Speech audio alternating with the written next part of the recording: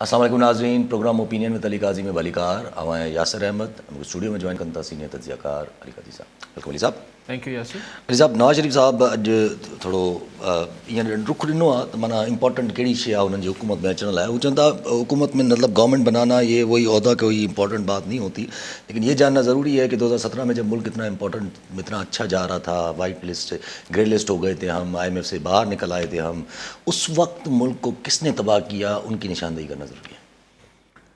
जी, मियाँ नवाज़ शरीफ़ साहब अॼु मरी में कारकुननि खे चयो तव्हां कूड़ बि न ॻाल्हाईंदो आहियां, हीअ बि थींदो आहे, ऐं चयोसि त भई हुन महिल कंहिं वार कया, कात कुहाड़नि सां कंहिं हमला कया मुल्क जी मईशत ते, मुल्क जी तरक़ी ते, उहो ॼाणणु ज़रूरी आहे। यानी ॾिसो न, ॻाल्हि इहा आहे त ज़ाहिर आहे हुन महिल इशारो 2017 में इमरान ख़ान त वज़ीर आज़म न हो, लेकिन हुन महिल इशारो मियाँ साहब जो इहो आहे त इमरान ऐं हुन महिल जी इस्टाब्लिशमेंट गॾिजी सॼी मूंखे कढियो आहे इहा प्लानिंग त इन में त भले हू लफ़्ज़ कंहिंजो नालो खणे न खणे, मियाँ नवाज़ शरीफ़ हू इस्टाब्लिशमेंट जो बि नालो न खणे, लेकिन obviously judiciary establishment Khan understood आहे त हुन महिल जेके ग़लति हाणे बकौल मियाँ साहब जे त मुल्क खे नुक़सानु पहुचायो, थी सघे त हुननि पंहिंजे पर मुल्क खे फ़ाइदो पहुचायो हुजे, हिकिड़ी अलॻि बहस आहे।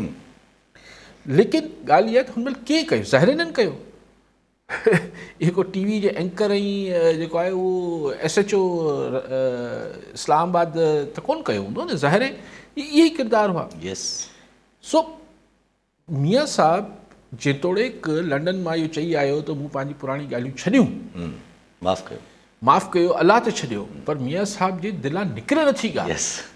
अच्छा, पोइ हिकिड़ो उहो ॿुधो पियो थोरो क्लिप मियाँ साहब जो, त हू चवनि पिया त भई अगरि तव्हां हुकूकुल इबाद ते कंहिं सां धोखो कयो आहे, कंहिंखे तकलीफ़ पहुचाई अथव, त उनजो तव्हांखे अलाह साईं माफ़ु न कंदो। अॼु मियाँ साहब फतवा बि जारी करे पियो, जेसिताईं पाण माफ़ु न करे, हा, अलाह साईं माफ़ु न कंदो, इहो मियाँ साहब खे ख़बर आहे। चए अलाह पंहिंजा गुनाह माफ़ु कंदो, ठीकु आहे, हिकिड़ी जनरल हिकिड़ी अंडरस्टैंडिंग रिलीजन जे बारे में, लेकिन त मतिलबु इहो थियो त मियाँ साहब सां जे ज़्यादतियूं कयूं आहिनि, मियाँ साहब हुननि खे माफ़ु करण लाइ तयारु न आहे न, इहो हवालो छो पियो ॾिए मियाँ साहब।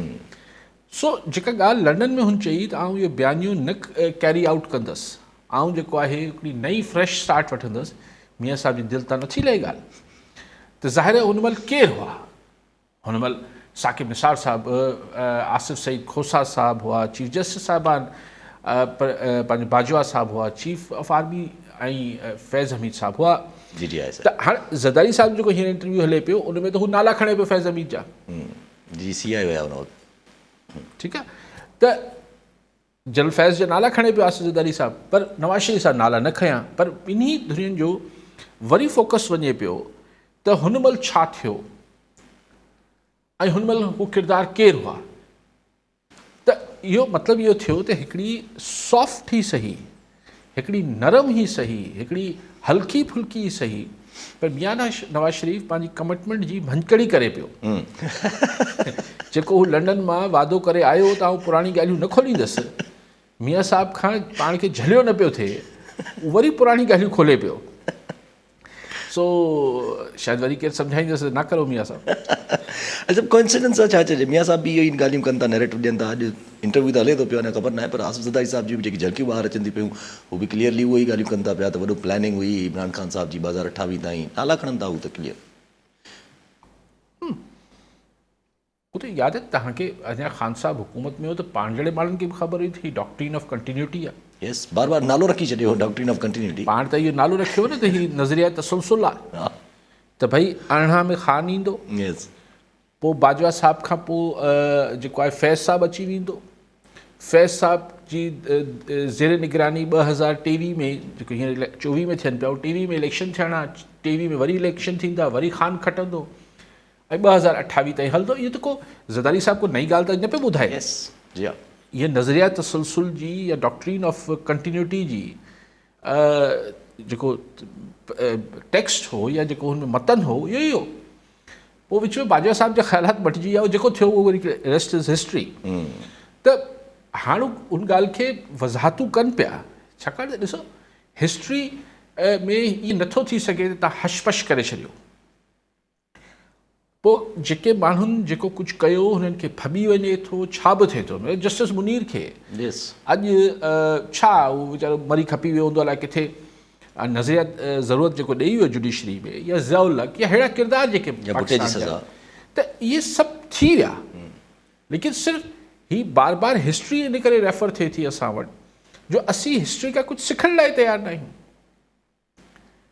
त मूं हिकिड़ो जुमिलो ईअं ज़रदारी साहब जो ॿुधो पिए, चई त उसको परवेज़ इलाही को अभी भी शायद कोई ख्वाब देख रहा है कि कोई उसको रिलीफ देगा और वो कहीं इलेक्शन जीत जाएगा। माना इहो असांजे मुल्क में हिकिड़ो ख्वाबु आहे। यस, फॉर अ पॉलिटिशियन त यार इहो को हुननि सां को फेयर डीलिंग बि थी सघे थी। लेकिन कैलकुलेटेड ऐं ज़मीनी हक़ीक़तनि में ज़रदारी साहब बिल्कुलु ठीकु आहिनि। त हींअर परवेज़ इलाही अगरि या इमरान ख़ान या PTI अहिड़ो कुझु सोचे पई त ख्वाबु आहे फ़िलहाल। अच्छा, PTI के मियाँ साहब भी यह गाल कही तो एक मुंतखब वज़ीर आज़म को हटाया गया, ठीक है, 2017 जी जॾहिं रेफरेंस ॾियनि पिया, फिर एक मकबूल तरीन लीडर को जो जेल में रखा गया, उसकी बेटी को जेल में रखा गया, और फिर जो है वो इलेक्शन करवाए गए। तो आप क्या समझते हैं ये इलेक्शन फेयर होंगे? अॼु जी मिसाल छो नथा ॾियनि? सेम एग्जैक्टली न आहे। ॻाल्हि उहा ई आहे न त मूंसां थिए त ग़लति, तव्हां सां थिए त जाइज़। हीअ त बिल्कुलु सिंपल फॉर्मूलो आहे। जी हा, जेको मूंसां थिए पियो उहो ग़लति आहे, पर तव्हां सां थींदो त आउं चवंदुसि जाइज़ पियो थिए। वरी मूंसां तव्हां चवंदो सुभाणे त हीउ मूंसां थिए पियो त सो हीअ को असां वटि त इहो ई त पॉलिटिशियन्स जो बि डलमा आहे न, असांजे सियासतदाननि जो बि अलमियो इहो आहे त हू पंहिंजे वक़्ती फ़ाइदे लाइ देर पा ॻाल्हियूं ॾिसनि कोन था। हाणे तव्हां इहा ॻाल्हि बिल्कुलु रिकॉर्ड ते आहे न, आऊं छा सॼी दुनिया चए थी, मियाँ साहब इन ॻाल्हि खे विसारींदो कोन। ऐं अगरि थियो, अगरि वज़ीर आज़म थियो मियाँ नवाज़ शरीफ़, त तव्हां साल ॿिनि में इहो लका ॾिसंदो कंहिं न कंहिं सूरत में। त बेसिकली त पोइ मियाँ साहब खे ॾिसणु खपे न त वरी अगरि 2 सालनि खां पोइ हुनखे सिस्टम खे ठीकु करिणो आहे, वरी सिविलियन बालदस्ती आणणी आहे, वरी जेको आहे उहो पार्लियामेंट सुप्रीम आहे, इहो सभु कुझु करिणो आहे, त अॼु पंहिंजे मुखालिफ़ सां उहो वर्ताव न करे न त सुभाणे वरी उहो मुखालिफ़ जेको अॼु जेल में आहे वरी हिन जे ख़िलाफ़ु इस्तेमालु थींदो। ज़ाहिर सी ॻाल्हि आहे, उथी न उथी करणु। अच्छा, PTI जी ज़ाहिरी ॻाल्हि आहे, हिकिड़ो ॾुखियो टाइम त हले थो पियो। असद कैसर साहब गिरफ़्तार थी विया, इलेक्शन कमीशन जो फ़ैसिलो अची वियो त अगरि 20 ॾींहंनि जे अंदरि इंट्रा पार्टी इलेक्शन न कराई त तव्हांजो इंतख़ाबी निशान न ॾिनो पवंदो। इंतख़ाबी निशान न ॾिनो वेंदो PTI खे बदलो। ठीकु आहे, मतिलबु सभु जेल में पिया आहिनि, इंटर पार्टी इलेक्शन करायो। सो ऐं 20 ॾींहंनि में इंट्रा पार्टी इलेक्शन कराए वठो, कमाल आहे न। सो इलेक्शन कमीशन त असांजी अणधुरी हिकिड़ी आहे न इदारो, पाण सभिनी ख़बर आहे केतिरो अणधुरियो आहे इहो। सो ज़ाहिर PTI ते त अहिड़ी कदगनूं लॻंदियूं। अच्छा, पोइ हीअ अगरि जाली साली को इलेक्शन कराए बि आया त पोइ चवंदा ज़ाहिर असां वटि इंट्रा पार्टी जेको पार्टियुनि जे अंदरि इलेक्शन थींदा आहिनि उहो कहिड़ा फेयर थींदा आहिनि। असां वटि जनरल इलेक्शन फेयर न थींदा आहिनि त पार्टी जे अंदरि कहिड़ा इलेक्शन फेयर थींदा आहिनि। वरी खानापुरी हूंदी आहे। एग्ज़ैक्टली, पोइ खानापुरी ते हिन PTI जी खानापुरी ते इलेक्शन कमीशन खे वॾा एतिराज़ वारे उहो एतिराज़ त कयो अथऊं न। 10 जून वारो उन्हनि फ़ैसिलो ॾिनो आहे त 10 जून ते असां इंटर पार्टी इलेक्शन करायूं, नथा मञनि इलेक्शन कमीशन। चए असां न मञींदासीं। कॉलर हिन सां सनावला राजपर टरी मीर मामा जी। राजपर साहब छा चवणु चाहींदा? अस्सलाम वालेकुम सर। वालेकुम सलाम सर, अली काज़ी साहब खां अॼु मुंहिंजो इहो सवाल आहे। जी साईं। हेलो जी साईं। अली काज़ी साहब खां अॼु मुंहिंजो इहो सवाल आहे त GDA सरबराह हुरनि जे रूहानी पेशवा आला हज़रत पीर साईं पागारे पंहिंजे हाउस ते हिकिड़ी मीटिंग घुराई आहे, जंहिंमें सभई पार्टीअ जा अॻुवान वर्कर ऐं धार पार्टियुनि जा अॻुवाननि सां हिकिड़ी मीटिंग कई वई आहे। ऐं पीर पागारे पारां इहो जेको आहे सो ऐलान कयो आहे त इनशाअल्लाह नईं चूंडुनि में 2024 जी ईंदड़ इलेक्शन में नईं चूंडुनि में हिसो थी करे धार अॻुवान सां मुलाक़ातूं कयूं आहिनि। ऐं इहो चयो आहे त इनशाअल्लाह मुल्क जी तब्दील थींदी। सवाल छा आहे साईं? साईं जो ठीकु आहे, ठीकु आहे। ॿियो ॻाल्हि अयाज़ अहमद दर्स टंडोला मां। जी दर साहब छा चवणु चाहींदा? सर। वालेकुम सलाम। हाँ सिंह अली साहब का सवाल इहो आहे त 2024 जी जेका इलेक्शन आहे टंडोला तां डॉक्टर रायला गुलमुखी बींदी आहे। 2007 में बि हुन कॉन्टेस्ट कयो आहे, 13 में 18 में 70-75 हज़ार वोट खणंदी आहे। अबूनी ज़िले नाज़मा बि आहे, सीनेटर बि आहे। छा हिन दफ़ा बचानी ख़ानदान खे हाराए सघंदी? साईं जो थोरी राय वठणी। छा करे थी साईं? हिन दफ़ा इलेक्शन विन करे सघंदी या न? अच्छा, ठीकु आहे साईं। ठीकु आहे। त दस साल इहो त आऊं तव्हांखे कंहिंजे बारे में बि नथो ॿुधाए सघां न त हू केरु खटींदो या न खटींदो, इहो त तव्हां टंडलायर वारनि जी मर्ज़ी आहे। Yes. तव्हां राहिला मक्सी खे खटरायो, तव्हां आलिफ खे खटरायो, ॿिए खे खटरायो, इहो आऊं कीअं थो ॿुधाए सघां? केरु, हा, अगरि कंहिं पहिरीं फ़ैसिला कयल आहिनि त कंहिंखे खटिणो आहे कंहिंखे हराइणो आहे उहो त ॿुधाए सघनि था। मूं त आऊं त उहो फ़ैसिलो करण वारी जी पोज़ीशन में न आहियां, त ज़ाहिरी तरह ते इहो फ़ैसिलो आवाम खे करिणो आहे।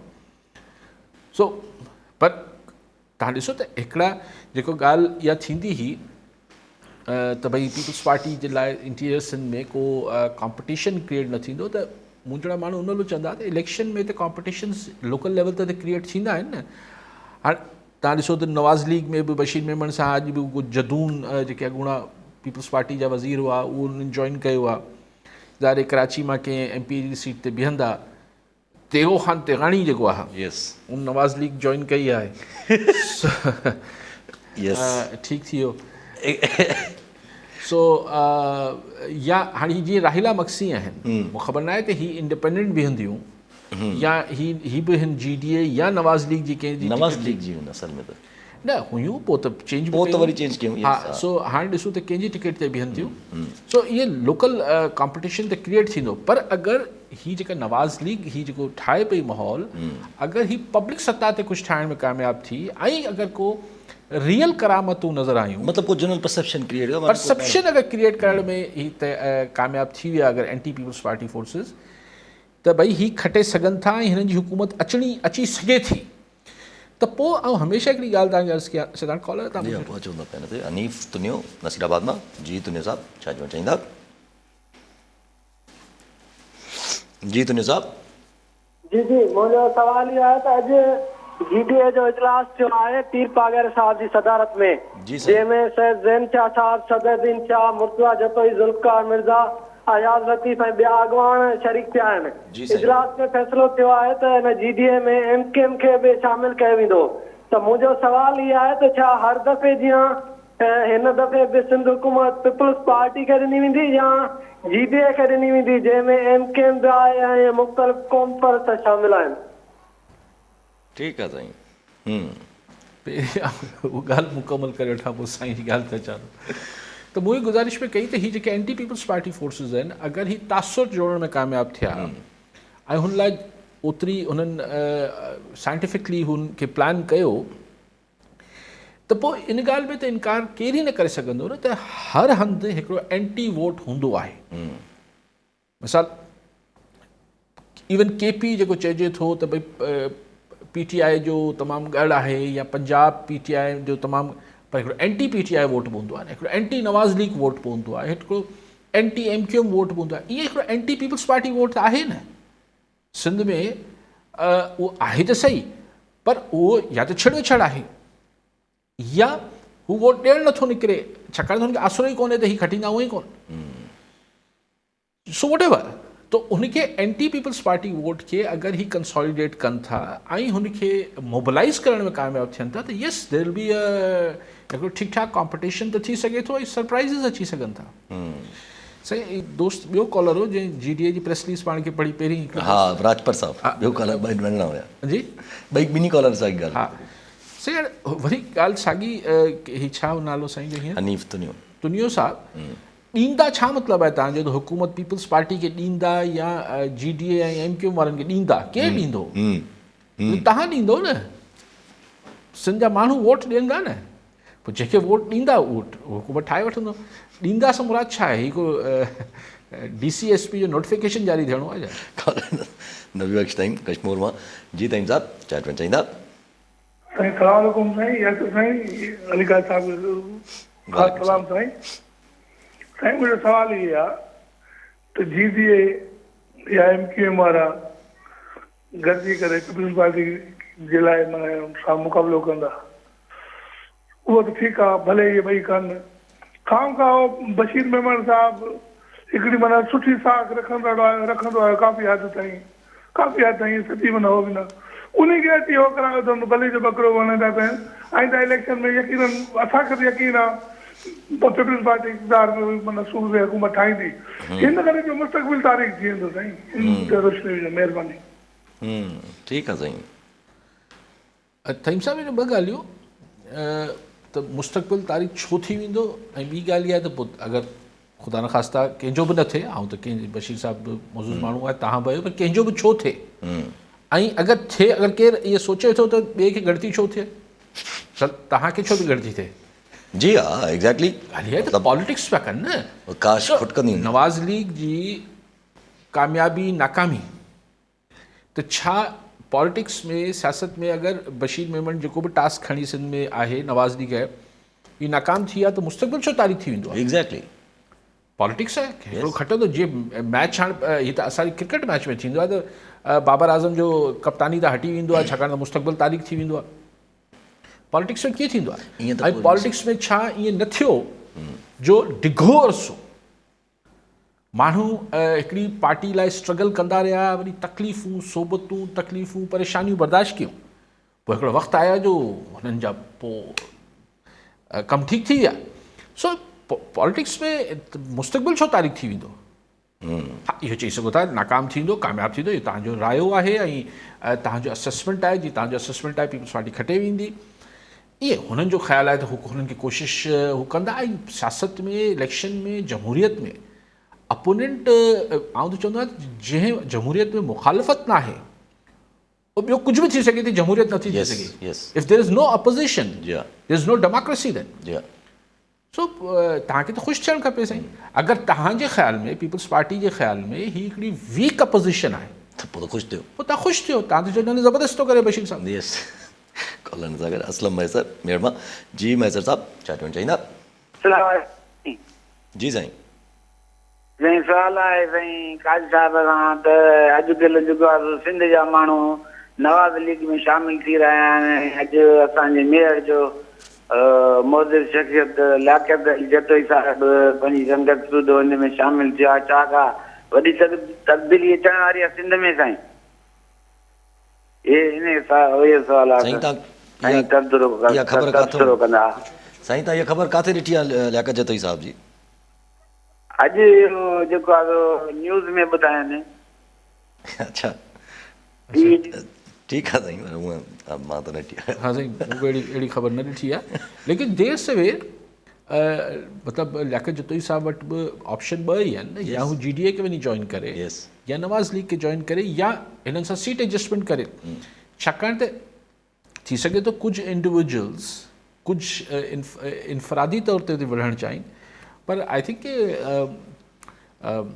अगरि सहूलियत थींदी त पहिरीं बि नवाज़ लीग में रहिया आहिनि लियाकत जतोई साहिब 2 दफ़ा रहिया आहिनि मुंहिंजे ख़्याल त छो नथी थी सघे सीट मतिलबु वापसि नवाज़ लीग वञी सघनि था पर अञा अहिड़ो ऐलान साईं मैसर साहिब मूं न ॾिठो जी हा साईं जी हाणे पंहिंजी तरफ़ां का ऐं जब अगरि हिकिड़ो सुवालु अचे थो ज़हन में अगरि नून लीग हिते सरकार कामयाब भी थी वही कंहिं तरीक़े सां ठाहिण में थ्रू GDA और थ्रू समथिंग नून लीग ज़ाहिर आहे पंजाब में भी पंहिंजी कारकर्दगी ते इंट्रस्ट रखंदी नून लीग अगरि सिंध में इंट्रस्ट वापसि न रखंदी त पोइ साॻियो असांजो कल्चर त उहो ई हलंदो न जेको पुराणो हलंदो आयो आहे त पोइ त ॾिसो क्वेश्चन इज़ के तव्हां कहिड़े मंज़र कशी कयो पिया त हुकूमत सिंध में एंटी पीपल्स पार्टी ठही वई ॾिसो कि एंटी पीपल्स पार्टी हुकूमत हिन दफ़े ठही वई सिंध में त हीअ जेका 15 सालनि जी कंटिन्यूटी ऑफ पावर आहे पीपल्स पार्टी जो अगरि ही टुटी पियो पोइ सिंध जी ऐं अगरि हू जेका एंटी पीपल्स पार्टी हुकूमत अगरि मफ़रूज़े ते ॻाल्हायूं था अगरि जीअं तव्हां चओ था त ठही वई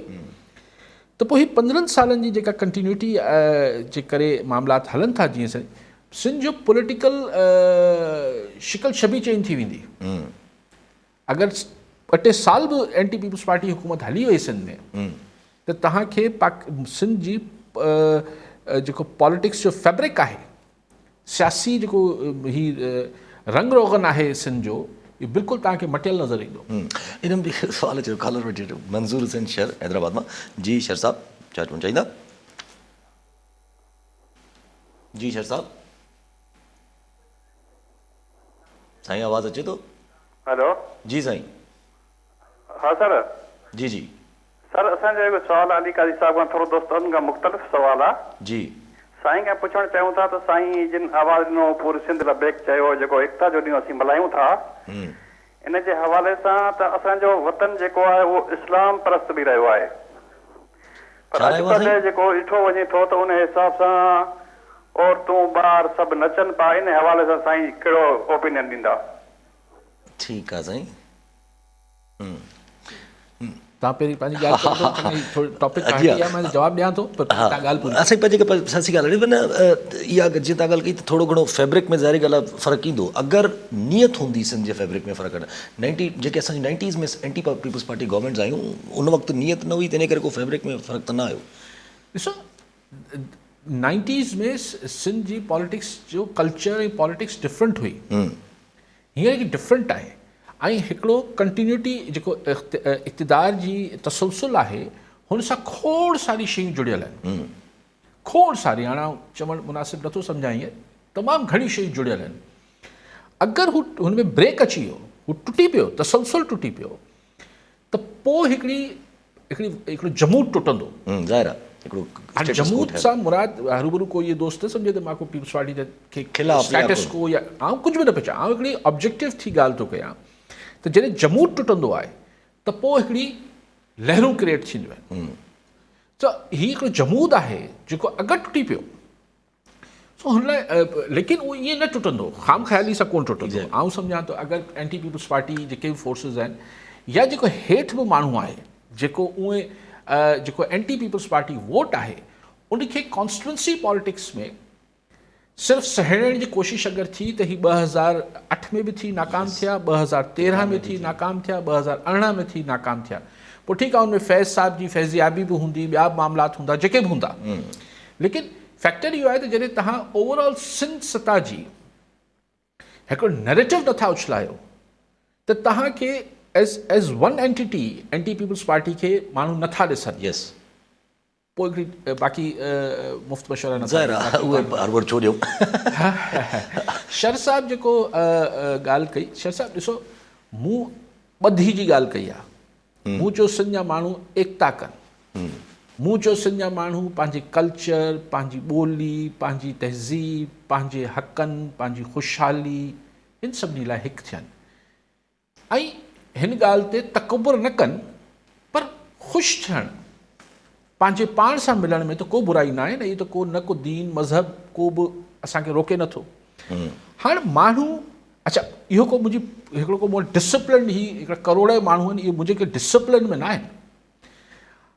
ऐं हू कीअं हुनजो इज़हार कनि था। मिसाल, कुझु घर मतिलबु पाण वटि घरनि में शादियूं थींदियूं आहिनि, मेहंदी जी रस्म हूंदी आहे। हाणे केरु चए त हीअ रस्मूं ग़लति आहिनि, उहो हुनजी मर्ज़ी आहे, ऐं बहस में नथो, पर असांजी भेणूं माइरूं पंहिंजे पुटनि भाइरनि जी शादियुनि में जेको आहे उहो झुमरियूं पाइनि थियूं। कुझु माण्हू चवनि था त हीअ ग़लति आहे, भले भले रोके वठो, भई रोके वठो। पर आउं कंहिंजे घर में वञी चवां त हीअ तव्हां घर में जेको उहो असां वटि हू ढोल वॼंदा आहिनि, हू ईंदियूं आहिनि ख़ासि मायूं जेके सहरा ॻाईंदियूं आहिनि, सभु ग़लति आहे त ग़लति हूंदो। आउं हिन ते बहस ई नथो कयां, ऐं हिन इहा बहस त मुंहिंजो मौज़ू ई न आहे।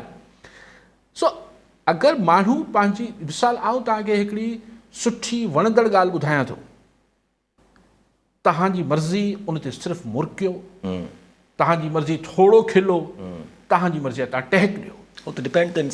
माण्हू ॾिसो, दीज़ आर ऑल एक्सप्रेशन्स। हिकिड़ी सुठो जेको आहे शाह साईं जो बैत पढ़ी माण्हू ॿुधी करे माण्हू झूमी पए थो। हर कंहिंजो पंहिंजो शर साहिब पंहिंजो अंदाज़ आहे त हू पंहिंजे अंदरि जे जज़्बे खे बयानु कीअं थो करे। सो आउं हीअ जेको तव्हां मूंखे चओ था त हीअ फलाणी ॻाल्हि छो था थिए, इन त मुंहिंजो वस कोन्हे, कंहिंजो बि वस कोन्हे।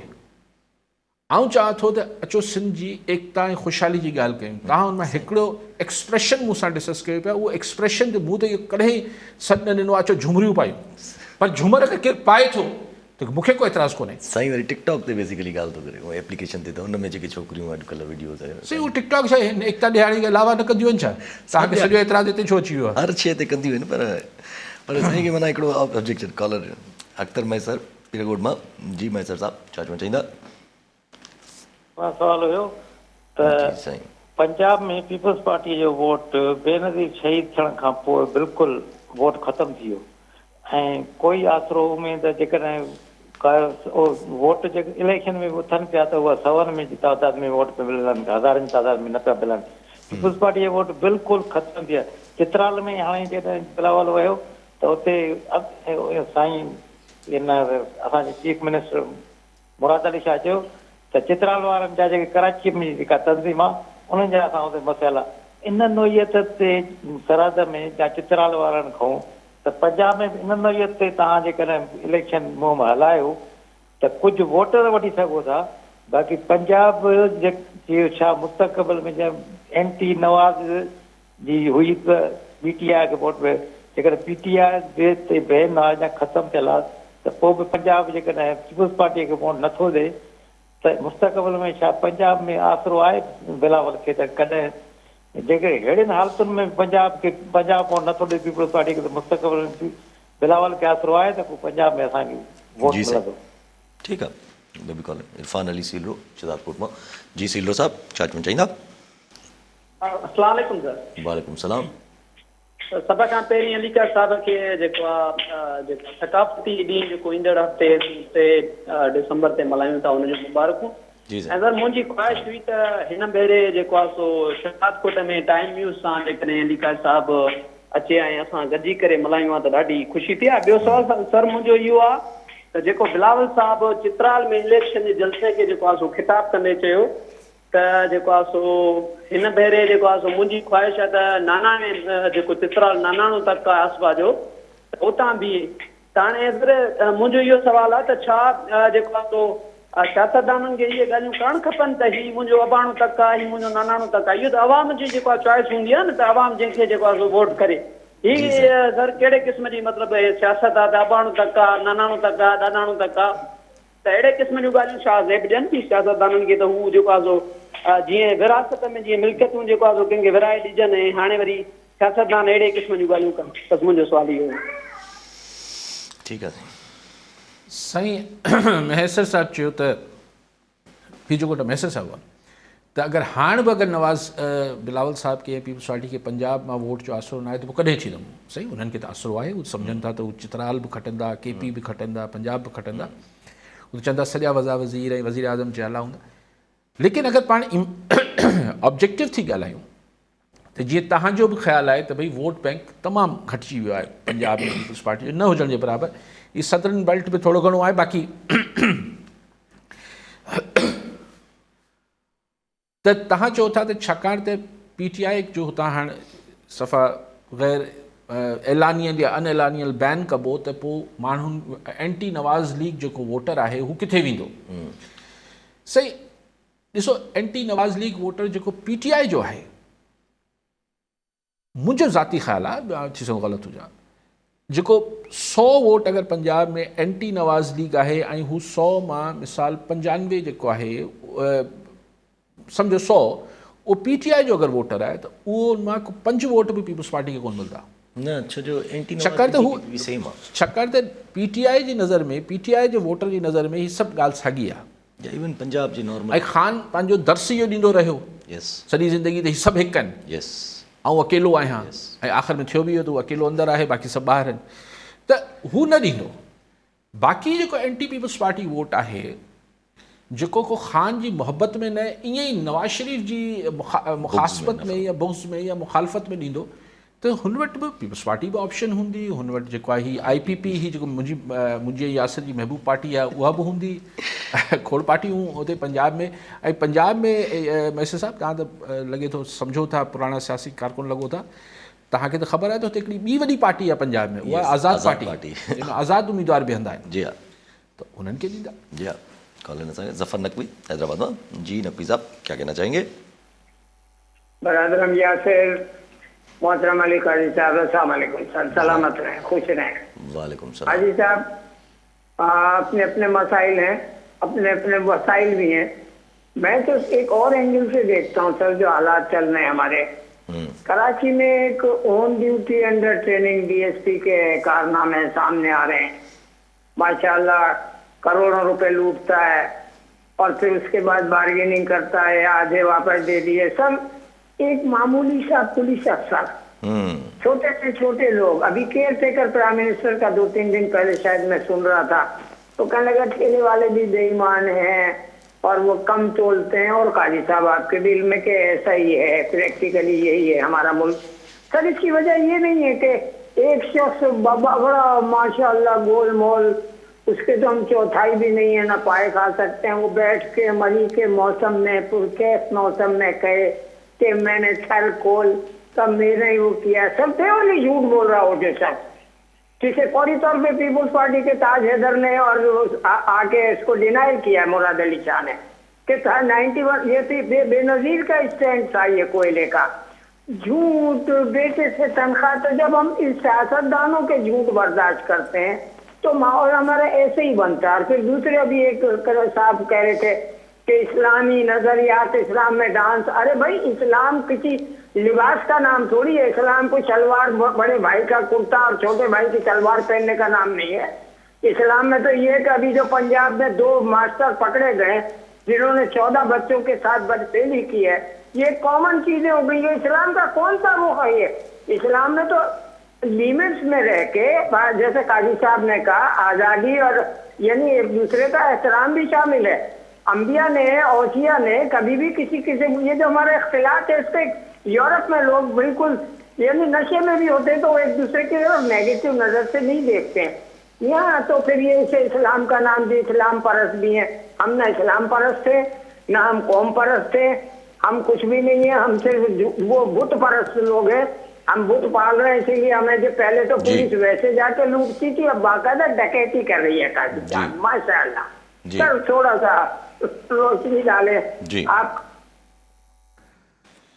अच्छा, पहिरीं जेको सीलरो साहब हिकिड़ो सही, तव्हांखे ॾियारी जी मुबारक हुजे। ऐं तव्हां चयो त शहदाद कोट हा सही, बसि जिथे जिथे तव्हां सॼी सिंध में थींदो आउं उते हूंदुसि, रूहानी तरह तो हूंदुसि। पोइ मतिलबु उहो उन सेंस में चाहियां पियो, ज़ाहिर आहे सभई पंहिंजी सॼी सिंध पंहिंजी आहे। ॿी ॻाल्हि साईं चई त ही नानाणा ऐं अबाणा तक छा हूंदा आहिनि? सही माण्हू चवंदा आहिनि त हीअ अबाणो तक आहे। जी हा, पंहिंजे तव्हां हा शहदाद कोट में अगरि तव्हां ऐं पोइ अगरि उनखे चओ सही अबाणो न आहे, माण्हुनि जो तक आहे, चवंदा न न चिड़ी वेंदा, न अबाणो तक आहे बाबा, ठीकु आहे भई। न त मां त हमेशह चवंदो आहियां भाउ मुख़्तियार कार ऑफिस में अची पंहिंजी अबाणी मिल्कियत जो त खातो थी सघे थो, तकनि जो कहिड़ो खातो आहे उहो ॾेखारी न सघे। जेसि ताईं शहदाद कोट जा माण्हू अलिफ खे वोट ॾींदा, उनजो तक आहे, जंहिं ॾींहुं वोट न ॾींदा उनजो त ख़तमु, उनजी जेका लीज़ कैंसिल थी वेंदी। सो छा जो इंडियन शायर होती कि किराएदार हैं, मालिक मकान थोड़ी हैं। सो ही सब किराएदार हैं, त किराएदारनि जा पंहिंजा घर थोड़ी हूंदा आहिनि। किराएदारनि जो त किराए ते कुझु वक़्तु लाइ रहिबो आहे, जेसि ताईं मालिक मकान रहण ॾे। मालिक मकान सीलरो साहब सिंध जो माण्हू आहे, मुल्क जो माण्हू आहे, जेसि ताईं उन तक में उनखे रहण ॾे थो पंहिंजो चूंडियल, तेसि ताईं रहंदो, न त फारिग थी वेंदो। पोइ नक़वी साहब मैं क्या अर्ज़ करूं कि कौन, देखिए बात उधर ही इत्तेफाक से आज ही मियाँ साहब ये इसरार कर रहे थे मरी में बैठे हुए कि मैं झूठ नहीं बोलता हूँ, झूठ नहीं बोलना चाहिए, बहुत अच्छी बात है। अब जो मुराद अली शाह साहब कह रहे हैं, ज़ाहिरी तरह वो भी झूठ नहीं बोल रहे हैं, लेकिन दोनों में से एक तो झूठ बोल रहा होगा। तो और कवि जो हकायक और जो फैक्ट्स हैं वो ये बताते हैं कि नहीं मुराद अली शाह झूठ तो नहीं बोल रहा है। तो चले मैं मियाँ साहब के लिए भी झूठ का लफ्ज़ नहीं बोलूँगा, हो सकता है कि उनको याद नहीं आ रहा हो कि ये थरकोल उन्होंने शुरू नहीं किया था। हाँ, उन्होंने इसको मतलब एज ए फेडरल गवर्नमेंट में इसको सपोर्ट किया होगा, इसको बढ़ाया होगा, जो मुराद अली शाह वो भी तरदीद करते हैं, लेकिन बहरहाल कहने में क्या हर्ज है।